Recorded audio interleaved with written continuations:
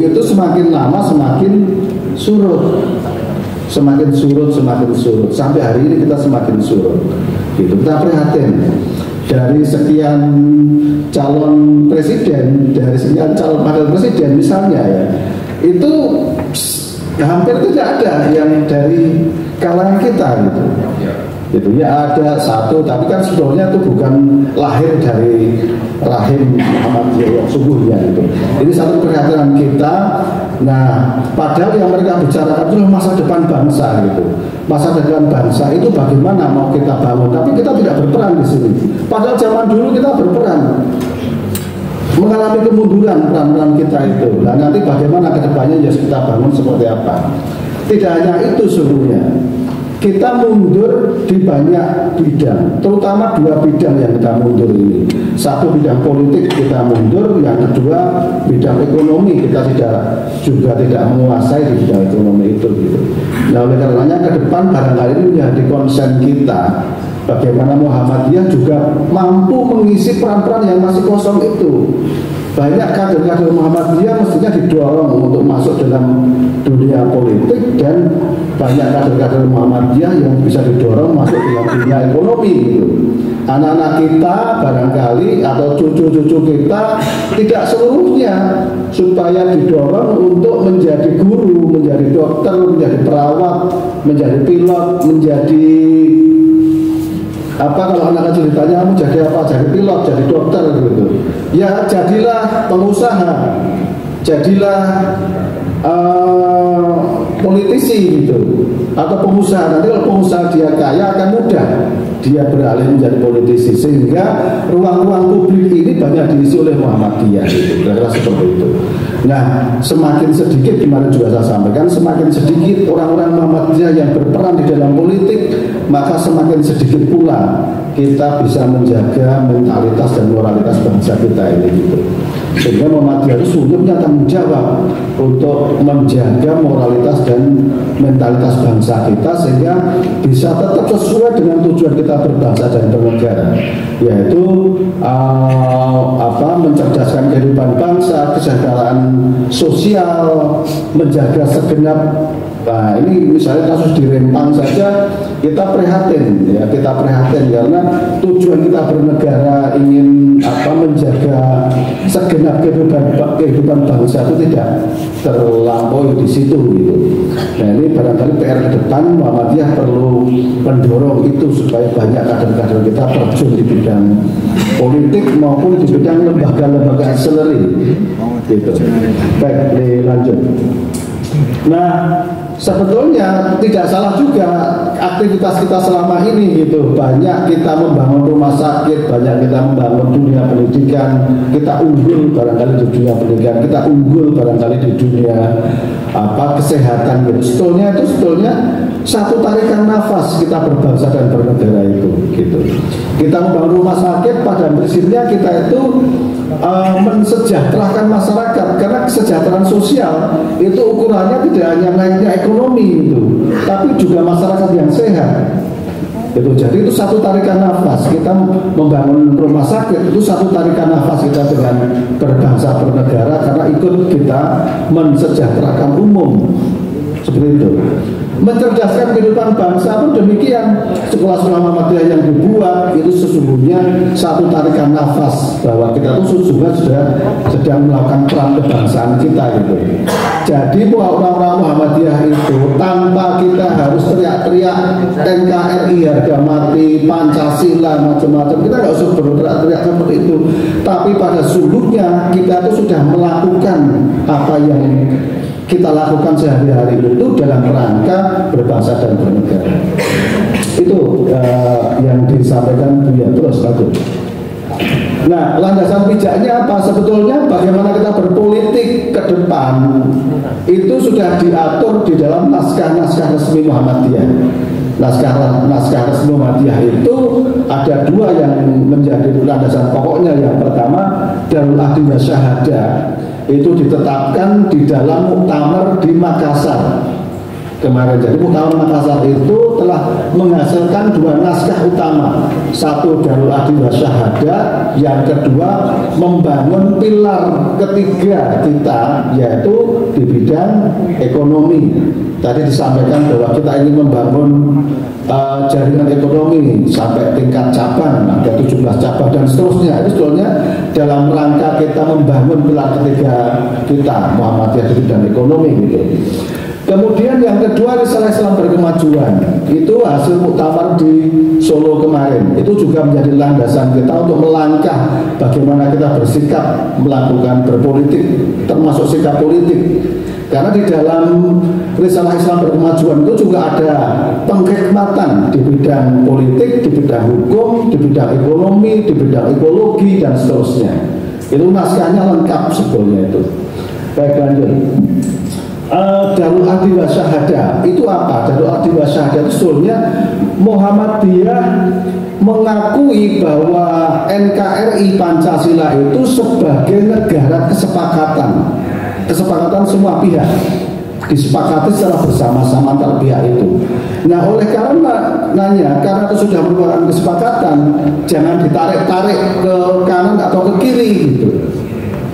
Sekarang banyak pihak yang menarik ke kanan dan ke kiri itu. Sedangkan konsep Darus Adil wa Syahadah itu Muhammadiyah menyaksikan bahwa dalam kerangka kita menyaksikan dan mengintegrasikan Islam ke dalam negara kesatuan Republik Indonesia. Itu terus lanjut. Nah, mengapa kok Darul Adil wa Syahadah itu digemakan lagi di dalam muktamar di Makassar? Jadi yang pertama karena memang masih ada kelompok-kelompok kita, kelompok-kelompok umat Islam itu yang selalu mendiskusikan, menganggap bahwa mempersoalkan relasi antara Pancasila dengan agama. Pancasila itu sesuai dengan agama Islam enggak sih sebetulnya? Itu masih banyak. Dan masih banyak beberapa elemen-elemen umat Islam ini yang tidak puas gitu. Sehingga kayaknya khilafah lebih baik gitu. Kayaknya mendirikan negara Islam lebih baik. Itu masih ada kalangan-kalangan seperti itu gitu. Sehingga itu tidak diakui oleh Muhammadiyah gitu. Kemudian yang kedua harus diakui pula bahwa Pancasila itu tidak punya naskah akademik gitu, nggak punya naskah akademik, sehingga penafsirannya tergantung kepada penguasa yang berkuasa saat itu. Zaman Pak Karno, Pancasila ditafsirkan sebagai sesuai pikirannya Pak Karno, Nasakom. Zaman Pak Harto ditafsirkan sebagai pemikirannya Pak Harto, asas tunggal misalnya seperti itu. Nah, kita kerepotan, kita yang berasas Islam kerepotan. Pak Air Farudin bilang ya sudah, kita anggap seperti jalur helm saja. Saat itu ada jalur helm ya, sekarang kan semuanya harus sudah harus pakai helm. Zaman dulu Pak Farudin ya sudah, kita anggap sebagai jalur helm saja. Itu jalur helm, kita pakai helm, nanti di sana ya kita lepas lagi. Nah, pasca reformasi kita kembali ke asas Islam lagi. Nah, itu zaman sekarang beda lagi. Zaman sekarang ini seolah-olah Pancasila itu ya miliknya Pak Karno aja, seolah-olah seperti itu gitu. Seolah-olah seperti itu gitu. Ya kita itu tidak mengecilkan bahwa Pak Karno itu ya memang pendiri bangsa kita itu. Tapi jangan Pancasila itu kemudian coba diutak-utik lagi, misalnya berusaha ingin jadi Trisila, Ekasila dan seterusnya. Sudah di tengah saja gitu. Ketua BPIP misalnya kemarin bilang bahwa musuh dari Pancasila itu sesungguhnya adalah agama. Nah, ini kita prihatin sekali dengan kondisi-kondisi seperti itu gitu. Kemudian yang ketiga, alasan yang ketiga itu ada sekelompok masyarakat kita yang mengatakan bahwa memang agama itu menganggap bahwa agama itu merupakan ancaman dari Pancasila. Itu tadi seperti saya sampaikan seperti itu gitu. Tapi sebetulnya kondisi itu sangat bisa kita pahami. Jadi misalnya gini, pemilu tahun 1955 itu pemenangnya adalah 1 PNI, nomor 2 adalah Masyumi, nomor 3 adalah NU, nomor 4 adalah PKI. Gitu. Jadi PKI itu nomor 4 pada saat itu. Tahun 65 mereka memberontak. Artinya apa? Artinya mereka sudah merasa besar gitu. Merasa besar dan ingin memberontak dan ingin mengganti Pancasila itu gitu. Nah pertanyaannya, tahun 65 sampai hari ini itu sekitar 50 tahun ya, 50 tahun lebih. Nah pertanyaannya, apakah PKI itu betul-betul mati selama 50 tahun itu? Betul mati, terberantas semua. Orang yang jumlahnya puluhan juta itu mati semuanya, ideologinya mati? Tentu tidak. Mereka beradaptasi, mereka bermasuk ke dalam organisasi massa, organisasi politik yang barangkali lebih dekat dengan ideologi mereka gitu. Sehingga Islamophobia itu sangat mungkin, sangat tumbuh gitu. Kadang-kadang kita tidak merasa tidak jenak pada saat ini.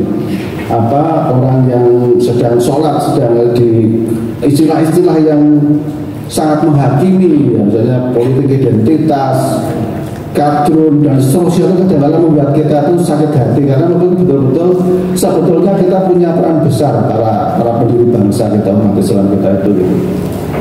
Nah oleh karenanya Muhammadiyah menegaskan bahwa Muhammadiyah adalah mempersaksikan bahwa Pancasila dan Undang-Undang Dasar 1945 itu tetap dijaga dalam satu tarikan nafas tadi itu. Terus lanjut.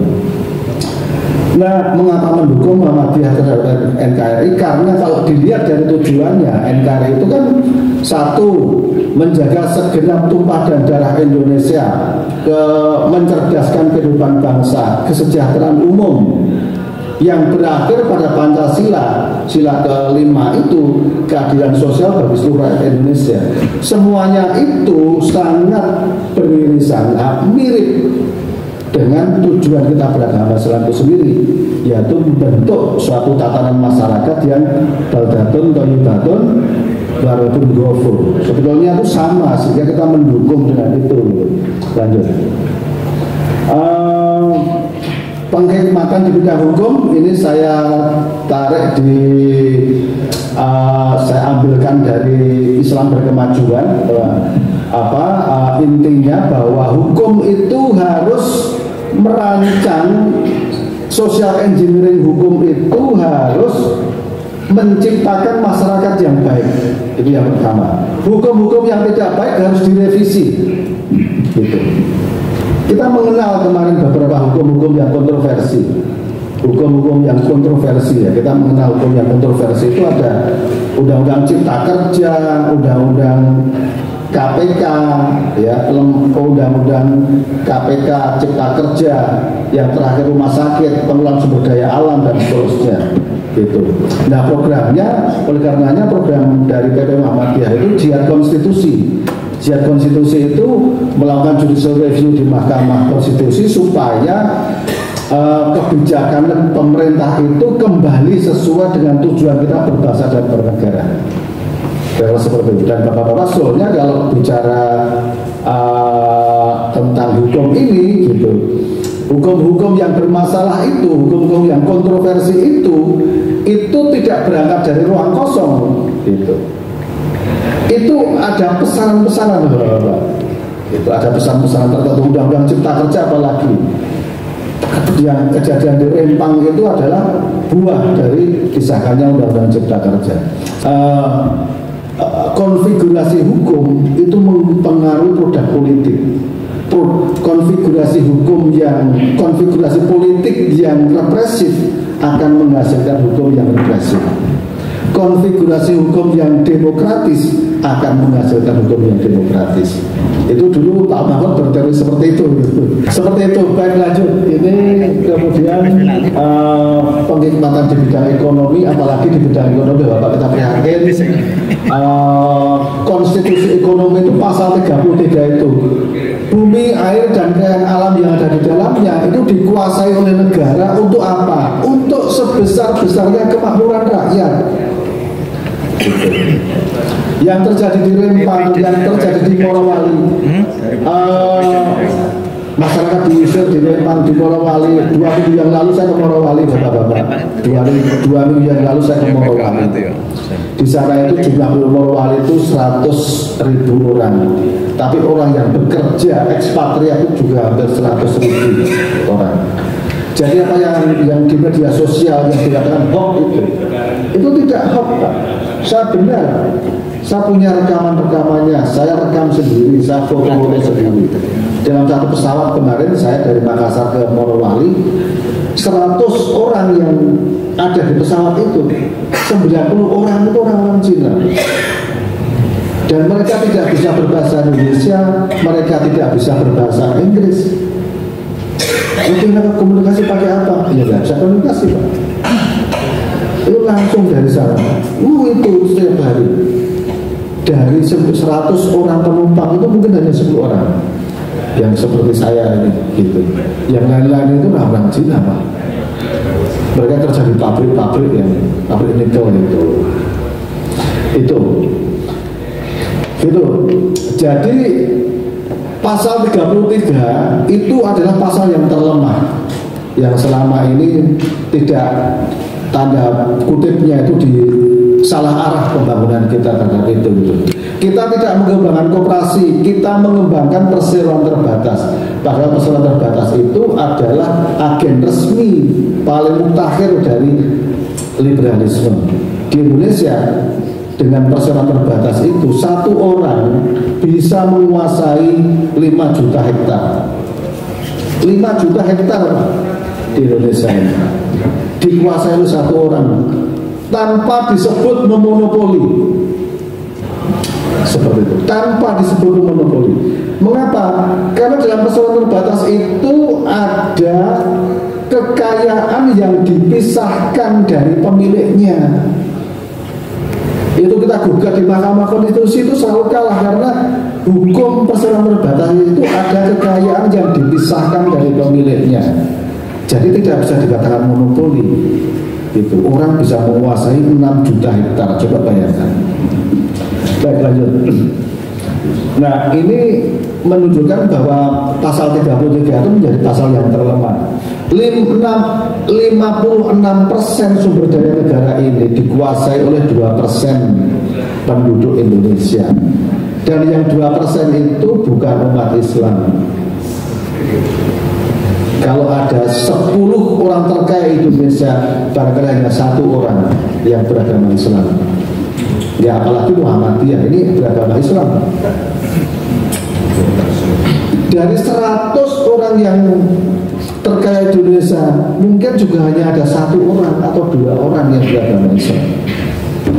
Sehingga ini saya kira ini sangat tidak adil ya, karena memang kita sebagai umat Islam itu mayoritas, mestinya juga memperoleh mayoritas itu. Tapi yang terjadi sebaliknya. Nah ini makanya ke depan memang harus banyak Muhammadiyah ini harus terjun di bidang ekonomi. Itu harus banyak, karena kalau tidak selamanya ekonomi kan dikuasai oleh orang-orang bukan kita. Itu. Lanjut.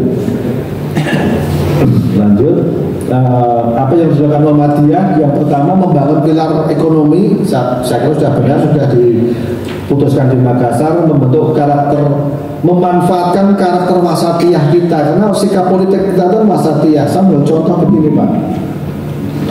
Dalam Undang-Undang Cipta Kerja itu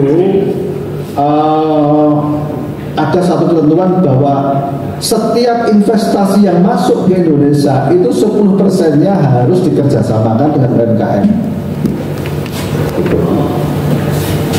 Pulau Rempang itu 318 triliun.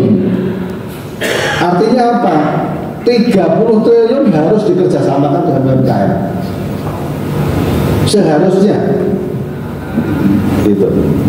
Kalau ada investasi yang lain misalnya 10 triliun, 1 triliun harus dikerjasamakan dengan UMKM.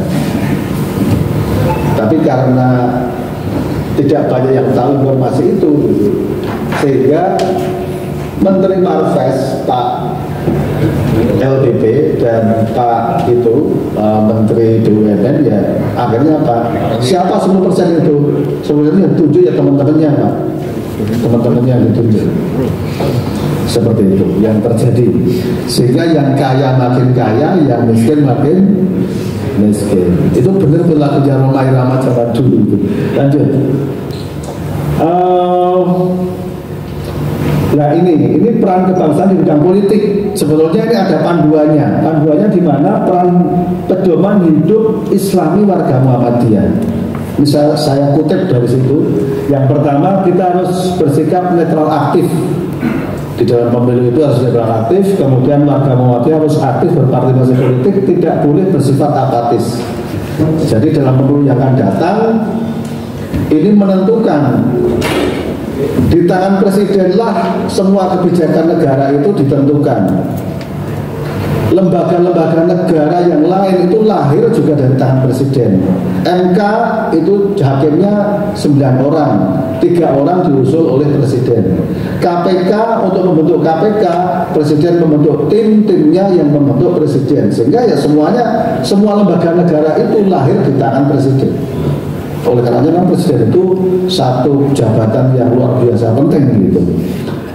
Oleh karenanya warga Muhammadiyah tidak boleh apatis, tidak boleh bersifat apolitis, harus bersifat netral aktif gitu.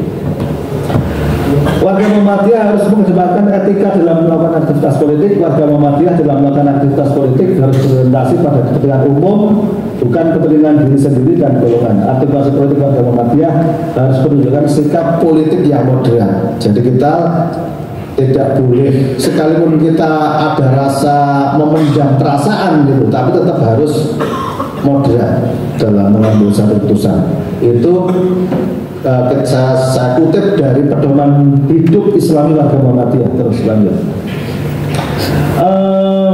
Bagaimana menghadapi pemilu yang akan datang? Memberikan penyadaran bahwa pemilu itu adalah hal yang rutin 5 tahunan. Jadi kita sekalipun kita punya pilihan, kita tidak perlu kemudian terjun kemudian dalam politik praktis yang membelah itu jangan membelah itu jangan. Jadi kita tetap moderat itu intinya. Dan yang kedua, mewujudkan sikap netral dan menjaga kedekatan dengan semua kontestan. Jadi memang Muhammadiyah tidak menjatuhkan pilihan kepada si A, si B dan si C, tapi memposisikan kedekatan dengan semua pihak. Warga Muhammadiyah sudah cerdas memilih berdasarkan track record. Jadi bapak-bapak memilih nanti presiden dan wakil presiden DPRD berdasarkan track recordnya. Track recordnya siapa yang paling baik? Di antara itu saya kira bapak tahu ya, apakah yang diusung Gerindra, apakah yang diusung Nasdem, apakah yang diusung PDIP ya. Kalau bapak punya track record saya kira. Nah track record yang paling baik itu yang kita pilih. Kalau kita nggak punya data ya siapa mereka yang mungkin darah Muhammadiyahnya barangkali lebih kental seperti apa gitu. Baik, ini untuk presiden secara umum ya. Terus lanjut.